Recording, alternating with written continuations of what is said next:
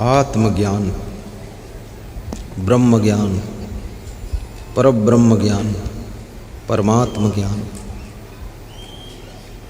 निस्वरूप का ज्ञान, जगत का ज्ञान, भौतिक ज्ञान, आध्यात्मिक ज्ञान, लोक परलोक का ज्ञान, विभिन्न प्रकार का ज्ञान होता है। ज्ञानम लब्ध्वा पराम शांतिम अचिरेण अधिगच्छति, जो आत्मज्ञान को प्राप्त हो जाता है परम शांति को प्राप्त कर लेता है। जब तक आपको आत्मज्ञान नहीं होगा तब तक आपको अच्छी नींद भी नहीं आएगी।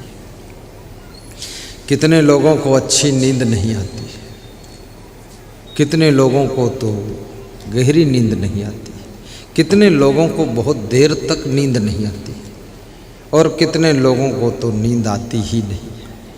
उनको पता ही नहीं चलता कब आई कब गई। बड़ी समस्या हो गई, बॉडी बैलेंस बिगड़ गया, नींद नहीं आती है क्योंकि आत्मज्ञान नहीं। आत्मज्ञान हो जाए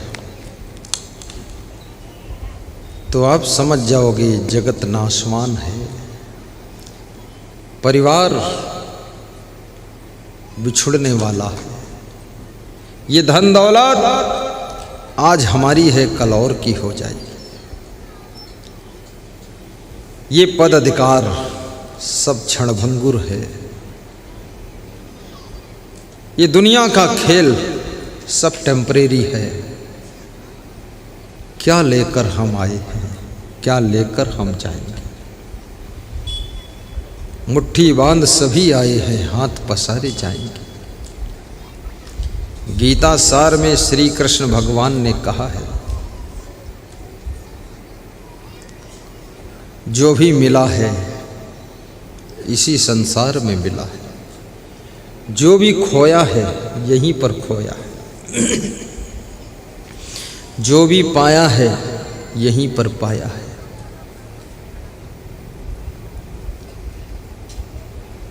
क्या लेकर आए थे, क्या लेकर जाओगे।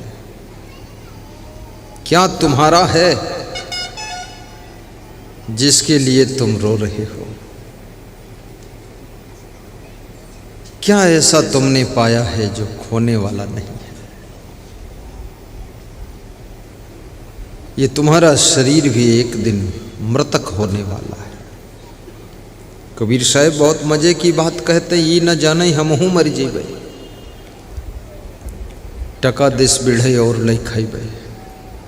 कबीर साहब कहते हैं कि तुम्हारे दादाजी मर गए, उनके लिए तुम रो रहे हो, लेकिन ये भी तो जान लो कि तुम भी एक दिन मर जाओगे, तो तुम्हारे लिए कौन रोएगा। और रोने से भी क्या होगा। जब मनुष्य मर जाता है उसके पीछे कितने लोग उसकी लाश पकड़कर रोते हैं, लेकिन रोने से भी क्या होता है।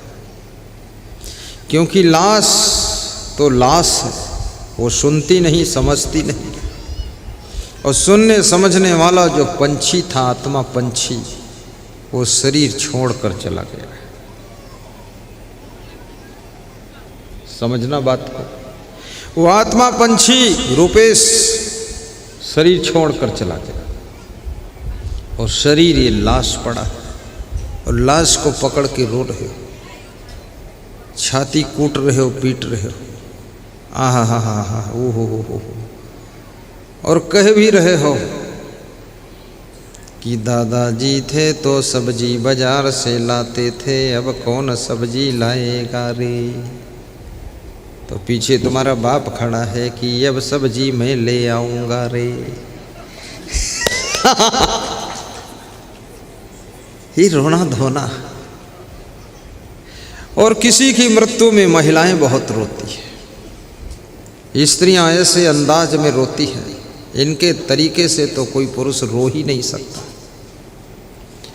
एक सेंटेंस लंबा कुछ बोलती है, उसके बाद पूरा अध्याय खत्म हो जाता, तब फिर रोती है।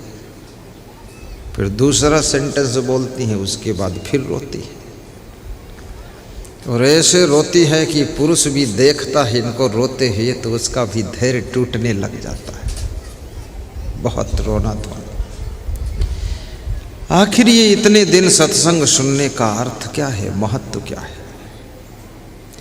ये सत्संग के ज्ञान को उसी परिस्थिति में प्रयोग कीजिए।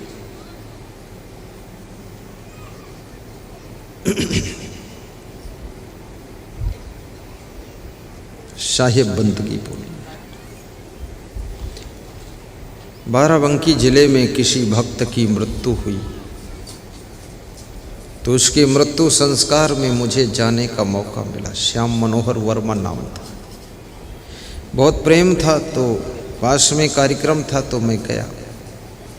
तो अंदर जब लाश के पास पहुंचा, मैं था, मेरा गुरु भी था, तो सब इतने जोर से रोने लगे। तो मैंने अपने गुरु से कहा, गुरुदेव कुछ इनको समझाओ, ज्ञान दो। तो मेरे गुरुदेव का भी गला भर गया। उनकी भी आंखें डबडबा गईं। महिलाओं का बेतहासा रोना, हमारे गुरु का भी धैर्य टूट गया और मेरी भी हिम्मत टूट गई। कैसे समझाऊं? दोनों बाहर निकल कर आ गए। तो हमने गुरु जी से कहा कि दोबारा चलो, लाश के पास खड़े होकर जो रो रहे उनको समझाओ। गुरु बोला, मेरे बस की बात नहीं। तो हमने कहा, तो किसके बस की बात? बोले, तुम जाओ। मैंने कहा, मेरे को तो इतना ज्ञान भी नहीं। बोले, ज्ञान हो ना हो तुम थोड़ा संभल सकते हो। मेरा दिल सब करुणा से भर गया। तो गुरु तो कमरे में बैठ गया। फिर मुझे भेजा, मैं गया। महिलाओं की करुणा विगलित रुदन को सुन करके मेरा मन भी उस दुख से प्रभावित हो जाता था।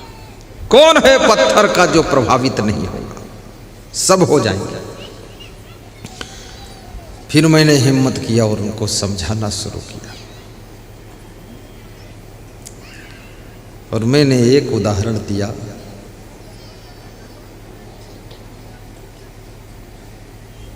कि माता लोग, जो तुम सब इतना रो रही हो, तुम्हारे रोने से इनकी आत्मा की सद्गति रुक जाएगी।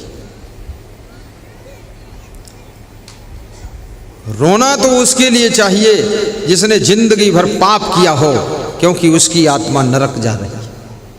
लेकिन जिसने जिंदगी भर पुण्य किया है, दान किया है, तपस्या किया है, साधना किया है, साधु संत का प्रवचन सुना, सत्संग सुना, भक्ति किया, उसके लिए रोना नहीं चाहिए, उसके लिए शुभ कामना करना चाहिए कि आपकी सद्गति जल्दी हो। क्या रो रो करके इनको नरक में ढकेलना चाहती हो तुम लोग? तो महिलाएं सब चुप हो गई। हमने कहा, बिल्कुल मत रोना। जब गुरुजी आ गए फिर भी तुम रो रही हो। इतना इस भक्त को ज्ञान था।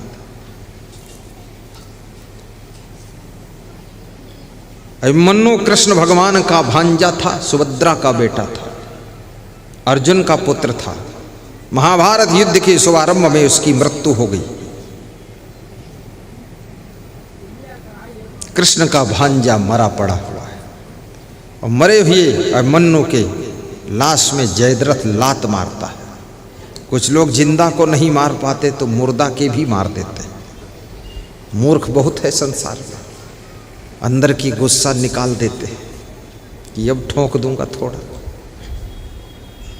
लेकिन मरे को मारना, मरे को मारने वाला वो जिंदा रहते हुए भी वो पहले ही मर चुका है। इतनी अकल नहीं है कि उस मरे को मार रहे हो।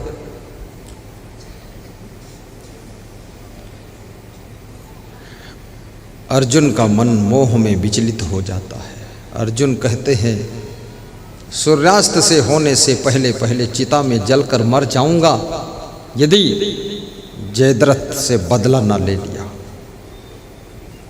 मेरे बेटे को लात मारा है। लात मारने का रिजल्ट कभी अच्छा नहीं होता, इसलिए याद रखना, लात जान समझकर चलाना। विभीषण ने लात मारा, विभीषण को लात मारा था रावण ने, तो रावण जान से मारा गया था विभीषण के ही कारण से। ये लात की मार जान को खत्म कर सकती। और जयद्रथ ने लात मारा था मन्नु की लाश में, तो जयद्रथ की भी शाम तक लाश हो गई थी। विष्णु भगवान को लात मारा था भृगु जी ने, आज तक भृगु जी की पूजा संसार में नहीं होती है। इसलिए बुद्धिमान व्यक्ति जब किसी को लात लग जाती है चलते समय, रास्ता निकलते समय, तो उसके पैर छू करके वो पश्चाताप कर लेता है कि माफ करना, आपकी लात लग गई, और इस पाप से छुटकारा पा जाता है। माताओं बहनों के तो कभी लात मत मारना।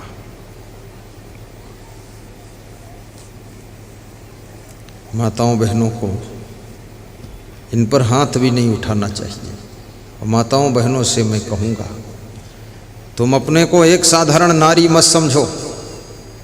तुम नारी के रूप में नारायणी हो, रंभा हो, गृह लक्ष्मी हो, तुम घर की शोभा हो, तुम जगदम्बा हो, पूरे जगत को जन्म देने वाली तुम नारी हो।